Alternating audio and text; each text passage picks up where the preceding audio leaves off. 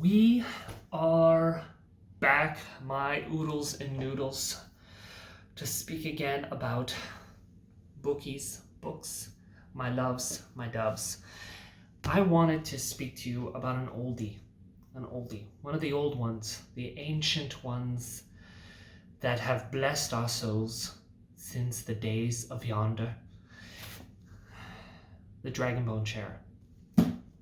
Tad Williams' first book in Memory, Sorrow, and Thorn. And this series has been spoken about a little bit here and there, but I actually haven't really seen much really delving into the whole series. A lot of people have done some reviews on book one only, but I don't really find much at all on book two and book three. Again, I think I've spoken a bit about this before in a past video, but a lot of booktubers have a tendency to just do a review of book one and then they never come back to it, regardless of how much they enjoy it. And I guess I understand it. It's because they're trying to go with the flow of what's being talked about when new books are coming out.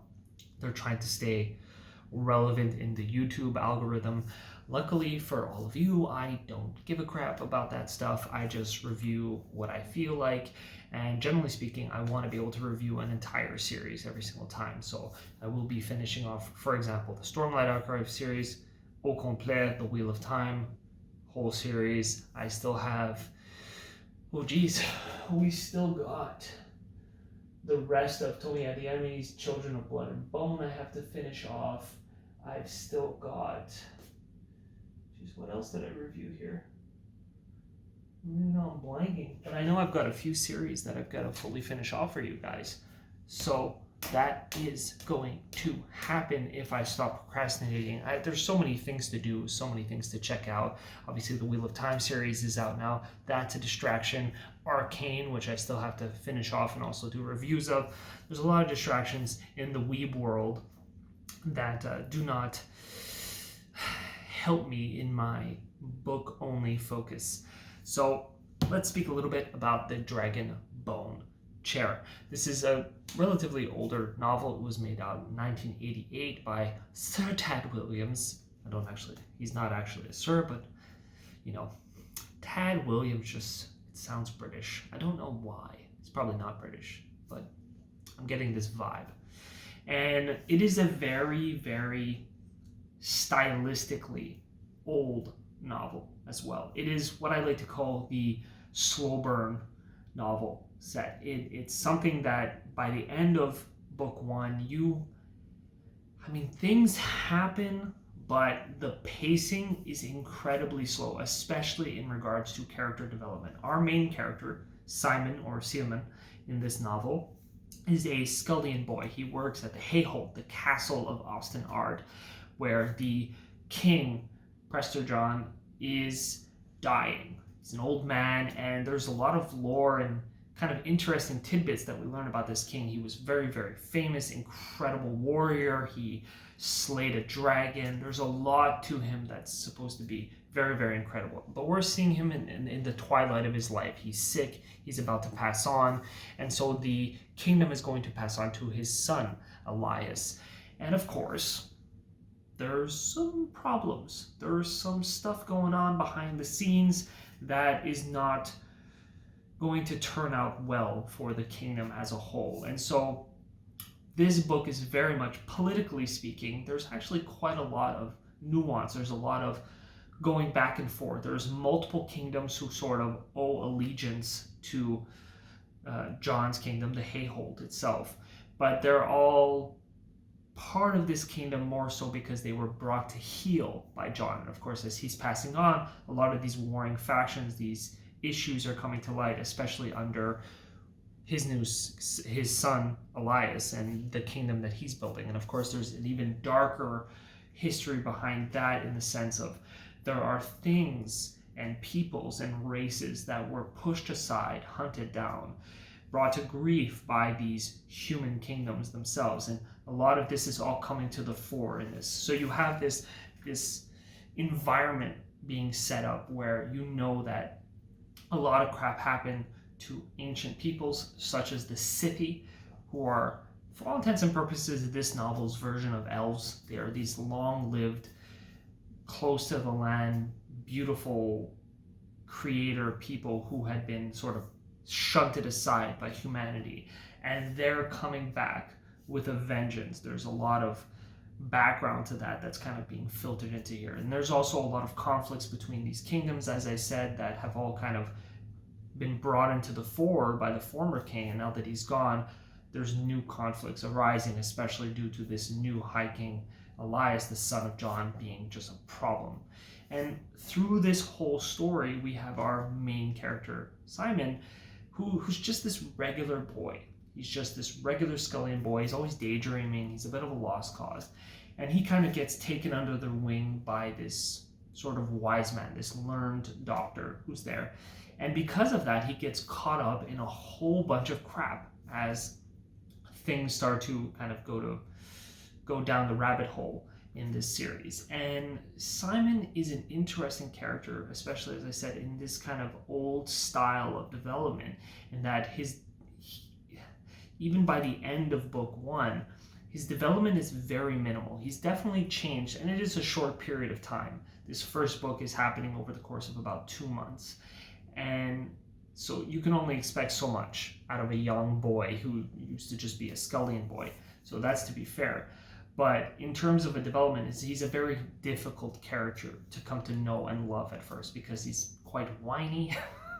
He is not exactly the, that kind of gallant hero that a lot of people want. He's not this strong-willed character. But at the same time, that's what makes the series so interesting, is that he hates every single moment of what's happening to him.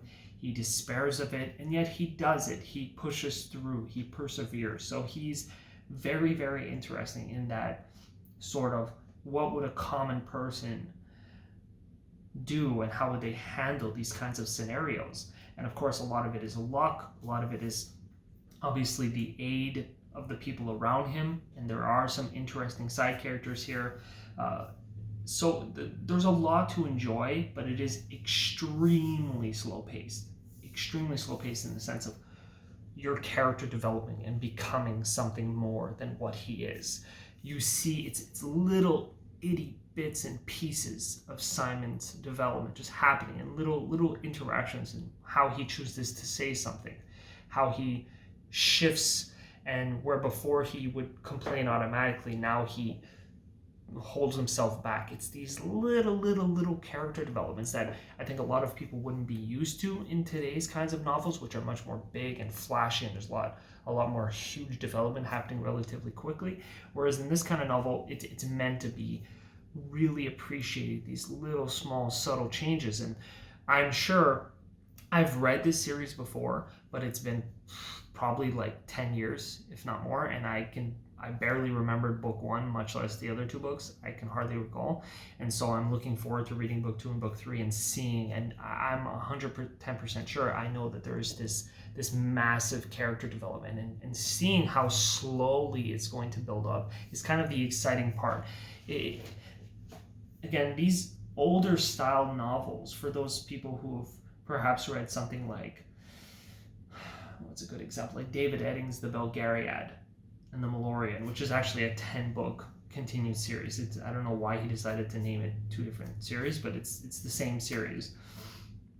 And you see this incredibly slow buildup of this character over time, over the course of multiple books. And that oldie style of doing that slow burn is enjoyable in its own way. It's very, very detail heavy.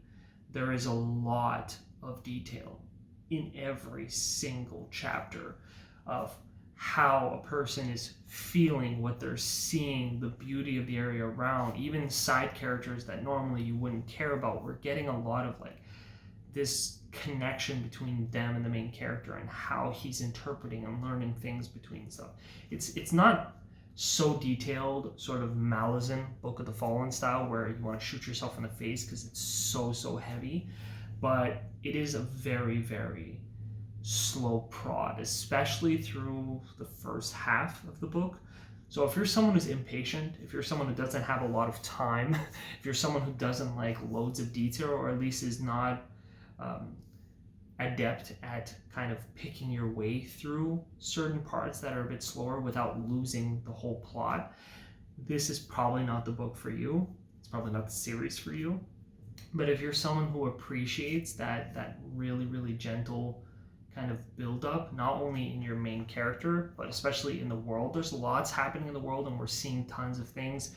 We do have other side characters who are sort of point of view, also main characters, such as one of the sons of John, Prince Joshua, who's also another very important aspect, part of the story. Miriam Mel, the princess of the new king Elias, she's another point of view that we see. And these little bits and pieces all add depth to the environment, to the land, and what's happening and growing around Sealman, and understanding where he's coming from and where he's going to go.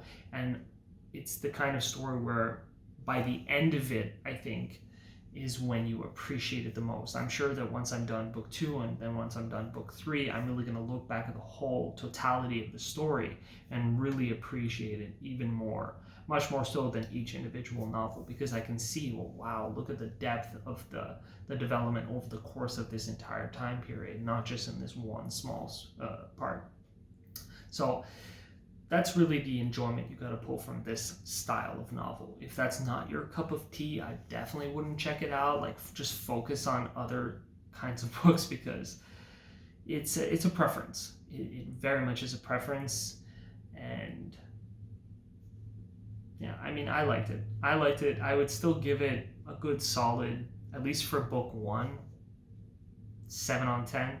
Like, there are certain aspects to it, such as the development of the enemies, that I feel is kind of lacking. It doesn't really make you kind of care what's happening, but I think that was just a choice by Tad to really hyper focus much more on Simon and what he's going through and what he's feeling. I think this is kind of like supposed to be his full growth as a human being. And so you don't really, the enemy remains that sort of Sauron style Lord of the Rings. It's the enemy from afar, the enemy who's always so dark, so dangerous, but yet is not really around. And so you're supposed to just kind of feel it and be afraid of it. It's a very old way of doing things. It's not as common in more modern style books, where you see your enemy and there's at least sometimes more viable reasons why he doesn't just come over and just wipe everybody out in one shot. But it's fun. It's fun in its own way. I would still recommend checking it out. So the Dragonbone Chair. I'm glad I got back into it, to be honest. I had gotten rid of this novel a long time ago, and now that I have more space and more ability, we're going to get forgetting how to speak. We're going to get even more bookcases, actually, and keep expanding our book collection, which was very nice. I've always been kind of limited in my space because I lived in a much smaller apartment. So now that I've got room for growth, it's kind of nice. We have been trying to get the curved bookshelf from IKEA, the Billy bookshelf, for months now, and it is out of stock. It's driving us crazy. I know that due to COVID and all these issues, there's actually huge amounts of supply chain problems, especially in regards to wood and paper and things like that. I see it at my job as well. So I understand it, but it's super frustrating not to be able to get it. We had always planned to have that curve, and we were gonna set up everything around that. So a little bit frustrating. Hopefully that comes in eventually and we're able to get it. And then we're really going to start setting up the bookcase even more. So I will be back soon, probably make another video on episode 4 and 5 of the Wheel of Time TV show, which I watched episode 4 yesterday, and just a little, I mean, there's a few frustrations with it, which I'll talk in the next video, but overall I'm actually enjoying how the show is going. I still have certain choices they made, especially in episode 1, that I'm very not a fan of. But other than that, if you check out my review of episode 1 to 3, you'll understand. I'm still kind of positive about it. And having watched episode 4, I'm still feeling it. It's still enjoyable. It's not horrendous, the changes they're doing. And I think overall, it's going to be a very fun series. And I hope other people appreciate it and it keeps going. And maybe as they get more funny and more eyes on it, they'll be able to kind of take the time to put a lot more of the actual full content from the books and not fiddle with things because they're trying to make shortcuts because they're worried that they're not going to have the money for it. So I'm kind of excited for that. And that's it. So let me know what you think down below. Like, comment, subscribe. Check out the website geektales.ca and enjoy your weekend, my friends. Farewell.